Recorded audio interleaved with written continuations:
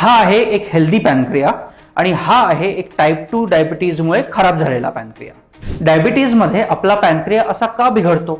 चला अगदी साध्या भाषेत समजून घेऊया. कल्पना करा की तुमचं शरीर म्हणजे एक मोठं शहर आहे आणि ह्या शहराला चालवायकरता एक फ्युएल लागतं ज्याचं नाव आहे ग्लुकोज म्हणजे की साखर.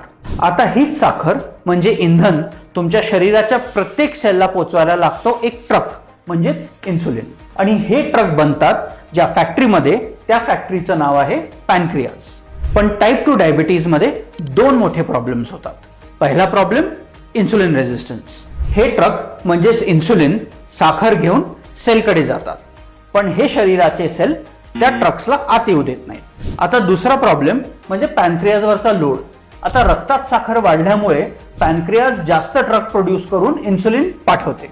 पण आपला आधीचा प्रॉब्लेम तसाच राहतो.